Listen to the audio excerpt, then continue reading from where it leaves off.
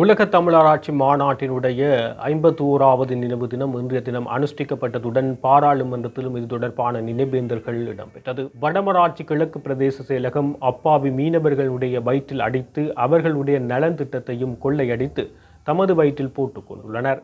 பருத்தித்துறை கடலில் மீனவர்கள் மீன்பிடிப்பதற்கு தடை விதிக்கப்படுவதுடன் அது கடற்படையினுடைய முழுமையான ஆதிக்கத்துக்குள் உள்வாங்கப்பட்டுள்ளது. தமிழரசு கட்சியில் ஸ்ரீதரனுடைய செயற்பாடு தொடர்பில் சாணக்கியன் மிகவும் கீழ்த்தனமான வார்த்தை பிரயோகங்களை பயன்படுத்தி வெளிப்படையாக பேசத் தொடங்கியுள்ளார்.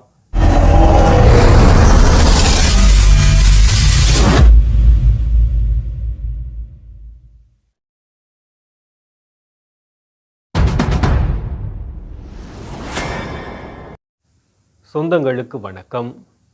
வடமராட்சி கிழக்கு பிரதேச செயலகம் அப்பாவி மீனவ மக்களினுடைய வாழ்வாதாரத்தை அடித்த ஒரு சம்பவம் ஒன்று இடம்பெற்றது. அவர்களுடைய ஏற்கனவே பின்தங்கிய வாழ்வாதாரத்தை கொண்ட மீனவ சமூகத்தில் இந்த வடமராட்சி கிழக்கு பிரதேச செயலகம் தனது ஊழல் வித்தையை காட்டியுள்ளது. அதாவது குறித்த சம்பவம் என்னவென்றால், பாராளுமன்ற உறுப்பினராக இருக்கின்ற செல்வம் அடைக்கலநாதனுடைய பாராளுமன்ற நிதியாக 8,50,000 ரூபாய் கட்சியினூடாக குறித்த பகுதிக்கு வழங்கப்படுகின்றது. அதாவது உடுத்துறை, ஆழியவளை ஆகிய பகுதிகளில் உள்ள மீனவ சமூகங்களில் தெரிவு செய்யப்பட்ட பயனாளிகளுக்கு இந்த வலை நிவாரணங்கள் மற்றும் மீனவ மீன்பிடி உபகரணங்கள் வழங்குவதற்காக இந்த நிதி அவரால் ஒதுக்கப்பட்டு வடமராட்சி கிழக்கு பிரதேச செயலகத்திடம் அவரால் கையளிக்கப்பட்டது. இந்த நிலையில் வடமராட்சி கிழக்கு பிரதேச செயலகம் தன்னுடைய கீழ்த்தனமான ஊழல் நடவடிக்கை ஒன்றை மேற்கொள்கின்றது. உடுத்துறை சமாசத்தினூடாக தெரிவு செய்யப்பட்ட 41 பயனாளிகளும் மற்றும் ஆழியவளை பகுதியினூடாக 29 பயனாளிகளுக்குமாக 70 பயனாளிகளுக்கு இந்த நிதி உதவி வழங்க ஏற்பாடு செய்யப்பட்டது. அந்த வகையில் இந்த கடற்தொழிலாளர்களுக்கு இந்த நிதியில் எத்தகைய பொருட்கள் வாங்கலாம் என்பது தொடர்பாக வடமராட்சி கிழக்கு பிரதேச செயலகம் சந்திப்பொன்றை அந்த மீனவ சமூகத்துடன் மேற்கொண்டு அந்த மீனவ அமைப்பின் பிரதிநிதிகளை அழைத்து அது தொடர்பாக அவர்கள் கொட்டேஷன் பெறுவதற்கான நடவடிக்கையை மேற்கொள்கின்றனர். அந்த வகையில் அங்கு வருகை தந்த மீனவர்கள் தமக்கு உயர்தரமான கப்பல் பீஸ் வலைகள் வழங்கப்பட வேண்டும் என குறிப்பிட்டு அது ஒரு வலை 14,000க்கு 14,000 சொச்சமாக அந்த விலை விற்கப்படுகின்றது. எனவே அதை மொத்தமாக வாங்குகின்ற போது விலை குறைவாக காணப்படும். எனவே அதற்கேற்ற போது 41 பயனாளிகளுக்கும் அந்த விலைகள் வழங்கப்பட வேண்டும் என்பது தொடர்பாக இவர்கள் அந்த தரமான பொருட்கள் தொடர்பாக பட்டியலிட்டு பிரதேச செயலகத்திடம் வழங்கிவிட்டு வீடுகளுக்கு செல்கின்றார்கள். இந்த நிலையில் பிரதேச செயலகம் என்ன செய்கின்றது என்றால், அந்த ஒதுக்கப்பட்ட நிதியில் இந்த மீனவ சமூகத்தினர் கேட்டுக்கொண்ட விலைகள் பொருட்களை வாங்காமல் அவர்கள் சந்தையில் உள்ள தரம் குறைந்த பொருட்களை கொள்வனவு செய்கின்றனர். தரம் குறைந்த விலைகளை கொள்வனவு செய்து அவற்றை மீனவர்களுக்கு வழங்குகின்றனர். அத்துடன் அந்த பொருட்கள் வாங்குவதற்கு வரியாக குறிப்பிட்ட சில தொகை எமது பிரதேச செயலகத்துக்கு வழங்கப்பட வேண்டும் என குறிப்பிட்டு பணத்தொகையை இவர்கள் பிடித்து வைத்துள்ளார்கள். இவர்கள் கொள்வனவு செய்த வலையானது தங்கூசி கலந்த தரமற்ற வலையாக காணப்படுகின்றது. தங்கூசி வலைகள் சட்டவிரோதமான வலைகளாக கருதப்படுகிறது. மீன்பிடிக்கு தடை செய்யப்பட்ட வலைகள் அவை. இந்த நிலையில் இந்த தடை செய்யப்பட்ட வலைகளை தாங்கள் எவ்வாறு பயன்படுத்துவது? தாங்கள் கேட்டுக்கொண்டது தரம் கூடிய கப்பல் பீஸ் வகையான வலைகள். அவற்றை இவர்கள் வாங்காமல் தரம் குறைந்த பொருட்களை அவர்கள் வாங்கியுள்ளனர். இந்த நிலையில் 18% வரி குறிப்பிட்டு 2 லட்சத்துக்கும் அதிகமான பணத்தை இந்த வரியாக அவர்கள் தங்களுடனே வைத்துள்ளார்கள். இந்த நிலையில் மீனவர்களுக்கு 8,50,000 வரி 2 லட்சம் போக மிகுதி பணமே அவர்களுக்குரிய பொருட்கள் வாங்கப்பட்டுள்ளது. அதிலும் அந்த பொருட்கள் தரமற்றவையாக இருக்கின்றது.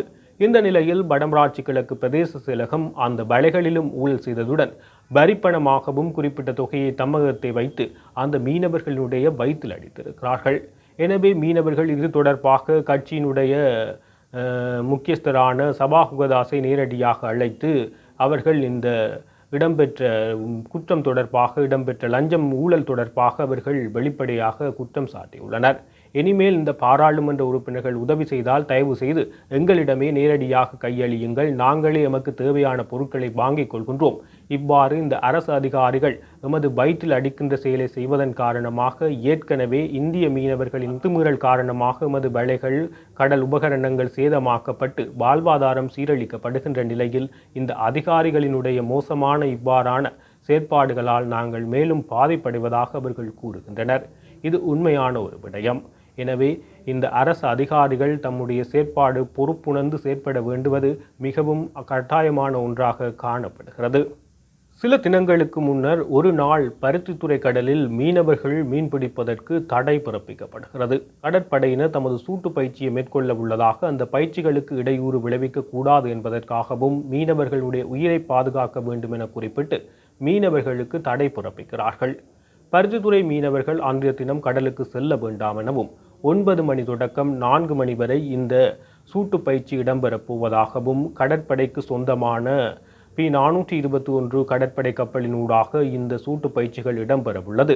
எனவே மீனவர்கள் அந்த பகுதிக்குள் உள்நுழைய வேண்டாம், எனவே தொழில் செய்ய வேண்டாம், ஒருவரும் தொழிலுக்காக கடலில் இறங்க வேண்டாம் என வடக்கு மாகாண கரையோர காவற்படையினுடைய பணிப்பாளர் நீரியல் வள திணைக்களத்துக்கு தெரிவித்து மீனவர்களுக்கு அறிவுறுத்தல் வழங்கப்படுகிறது.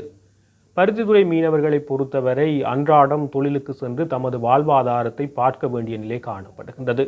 இந்த நிலையில் கடற்படையினர் தம்முடைய பயிற்சிக்காக மீனவர்களினுடைய கடற்பிராந்தியத்தில் பயிற்சி மேற்கொள்வதன் காரணமாக மீனவர்கள் தமது தொழிலை செய்ய முடியாத நிலை காணப்படுகின்றது. ஒரு நாள் அவர்களுடைய வாழ்வாதாரம் முழுமையாக இழக்கப்படுகிறது.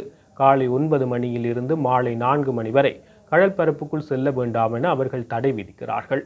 இதன் மூலமாக பருத்தித்துறை மீனவர்கள் தம்முடைய வாழ்வாதாரத்தை ஒரு நாள் இழக்கிறார்கள். இது கடற்படையினுடைய அநாகரிகமான செயலாகவே பார்க்கப்படுகிறது. இவர்களுடைய சூட்டு பயிற்சிகள் உரிய இடங்களில் மக்கள் நடமாட்டமில்லாத, மீனவர்கள் நடமாட்டமில்லாத பகுதியில் மேற்கொள்வதே சிறந்ததாக அமையும். ஆனால் இவர்கள் அவ்வாறு இல்லாமல் மீனவர்களுடைய மீன்பிடிக்கும் பகுதிகளில் இந்த பயிற்சிகளை மேற்கொள்வதன் காரணமாக அவர்கள் அசௌகரியங்களுக்கு உள்ளாகிறார்கள். தை மாதம் 10ஆம் தேதியாகிய இன்றைய தினத்தை தமிழ் மக்களாகிய நாங்கள் ஒருபோதும் மறக்க மாட்டோம். இந்த நாளானது தமிழ் மக்களை பொறுத்தவரை மிகவும் துன்பகரமான ஒரு நாளாக பார்க்கப்படுகின்றது. அவ்வாறு இன்றைய தினம் என்ன நடந்தது? இன்றைய தினம் 1974ஆம் ஆண்டு யாழ்ப்பாணம் முற்றவெளியில் 4வது உலகத் தமிழ் ஆராய்ச்சி மாநாடு இடம்பெற்று கொண்டிருக்கின்றது. இன்றைய இந்த நாளில் அங்கு அசம்பாவிதங்கள் பெரும்பான்மை இனத்தவர்களால் கட்டமைக்கப்படுகின்றது. போலீசாரின் துணையுடன் அராஜகங்கள் மேற்கொள்ளப்பட்டு அந்த தமிழ் ஆராய்ச்சி மாநாட்டில் குழப்பம் ஏற்படுத்தப்படுகிறது. இந்த குழப்பத்தின் போது போலீசார் துப்பாக்கி பிரயோகத்தை மேற்கொள்கின்றனர். அங்கு வயது முதிர்ந்தவர்களில் இருந்து இளைஞர்கள், குழந்தைகள், பெண்கள் என பலர் கூடியிருந்தனர். இந்த நிலையில் போலீசாரின் இந்த கண்மூடித்தனமான தாக்குதலால் குறித்த இடம் கலவரமானது. அங்குள்ள மக்கள் அல்லோலப்பட்டனர். இந்த நிலையில் துப்பாக்கிச் சூட்டு பிரயோகங்கள் மேற்கொள்ளப்படுகின்றது. இந்த துப்பாக்கிச் சூட்டின் போது அங்குள்ள மின்கம்பங்களில் உள்ள மின்கம்பிகள் அறுந்து மக்கள் மேலேயே விழுகின்றது. அந்த இடத்தில் அவ்வாறு மின்கம்பியினால் மின்சாரம் தாக்கி சிலர் உயிரிழக்கின்றனர். அந்த உலக தமிழ் ஆராய்ச்சி மாநாட்டில் 9 பேர் உயிரிழந்ததுடன் 50க்கு மேற்பட்டவர்கள் காயமடைந்தனர். இந்த உயிரிழந்தவர்களில் 14 வயது சிறுவன் உட்பட 57 வயது முதியவர் வரை இதில் உள்ளடங்குகிறார்கள். இவ்வாறு மிகவும் துன்பியல்கரமான ஒரு படுகொலை சம்பவம் நிகழ்ந்த நாளாக இன்று ஜனவரி மாதம் 10ஆம் தேதி பார்க்கப்படுகின்றது.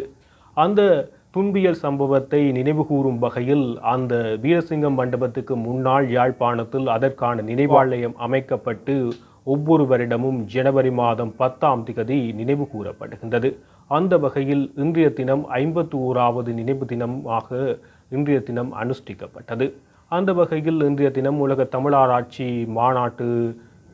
தமிழாராய்ச்சி நினைவு தூபியில் முன்னாள் பாராளுமன்ற உறுப்பினர் சிவாஜிலிங்கம் தலைமையில் நிகழ்வு இடம்பெற்றது, அஞ்சலிகள் இடம்பெற்றது. இதேபோல் பாராளுமன்றத்தில் சிவஞானம் ஸ்ரீதரனும் இன்று பாராளுமன்ற உறுப்பினர்களுக்கான உயிர்நீத்த 3 உறுப்பினர்களுக்கான அஞ்சலி இடம்பெற்றுக் கொண்டிருக்கின்ற போது அவர் தமது தமிழ் மக்களின் துன்பியகரமான நாளையும் நினைவுபடுத்தி சபையில் அஞ்சலிகளை செலுத்தினார். இதே நேரம் எங்களுடைய நாட்டிலே இன்றைய நாள் மிக முக்கியமான நாள். இலங்கையிலே குறிப்பாக யாழ்ப்பாண மாவட்டத்தில் 51 வருடங்களுக்கு முதல் தமிழாராய்ச்சி மாநாடு நடைபெற்ற பொழுது 9 பேர் மரணமடைந்தார்கள், 50 பேர் படுகாயமடைந்திருந்தார்கள்.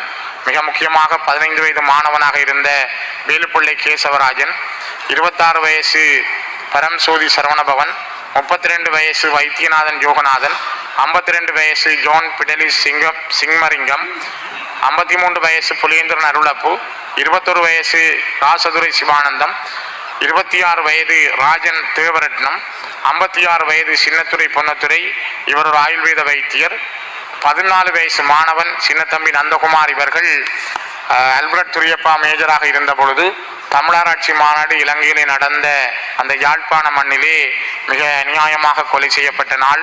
அவர்களுக்கான 51வது வருட நினைவு நாள் இன்றைய நாள். இந்த நாளிலே அவர்களையும் இந்த இடத்திலே நினைவிலே கொண்டு அந்த குடும்பங்களுக்கும் ஆறுதல் தெரிவித்து நிறைவு செய்கின்றேன். தமிழரசு கட்சியினுடைய பாராளுமன்ற உறுப்பினர்கள் அனைவரும் அமெரிக்க தூதுவர் ஜூலிஸ் சங்குடன் புதிய அரசியலமைப்பு தொடர்பிலும் போர்க்குற்றங்கள் மற்றும் மனித உரிமை மீறல் தொடர்பாக இலங்கைக்கு கால நீடிப்பு வழங்கக்கூடாது என்பது தொடர்பாகவும் அமெரிக்க தூதுவர் ஜூலிஸ் சங்கிடம் அமெரிக்காவின் நிலைப்பாட்டை உறுதிப்படுத்துவதற்காக ஒரு திட்டம் ஒன்றை மேற்கொள்கிறார்கள்.